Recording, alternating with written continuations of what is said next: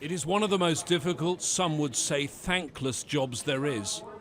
On Ban Ki-moon's watch as UN Secretary-General, conflict and crises have mounted, and the international community, in particular the US and Russia, have become more divided on how to respond. Soon it won't be Ban Ki-moon's job anymore. The UN Security Council has already held 5 straw polls on who should take over the job in less than 3 months' time. Now the contest enters the decisive phase. In the next round, coloured ballot papers are being introduced for the permanent members of the Council, the 5 countries that can block any candidate. In all the votes so far, one man has come out on top.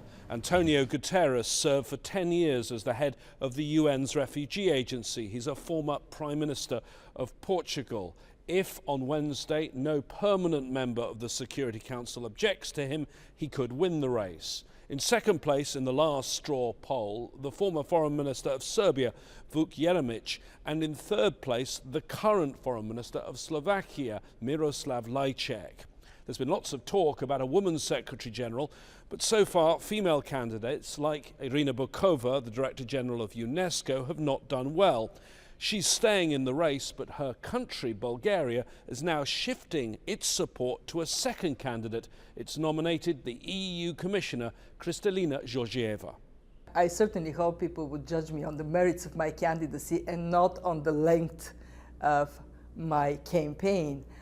And I do believe that on the merits of my candidacy, I deserve a close look because of the fact that I have this breadth of international experience in everything that is core to the mandate of the United Nations. As I believe that in many regards... This has been a more open race. Each candidate has faced questions from ambassadors. In the past, the names of the candidates weren't even publicly announced.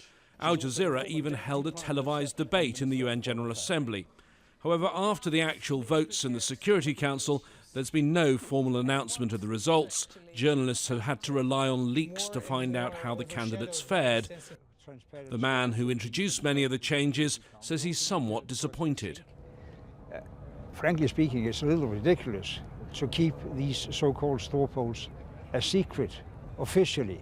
When we can get it, you can get it, I can get it within half an hour from they have taken place from one of the members of the Security Council. So it would have been more consistent with the way we have been doing things in the General Assembly if they had opened up also formally this process. The race to be Secretary-General began with more transparency, but it will end, as always, with a secret vote and quite possibly secret deals made behind the closed doors of the UN Security Council. James Bays, Al Jazeera, at the United Nations.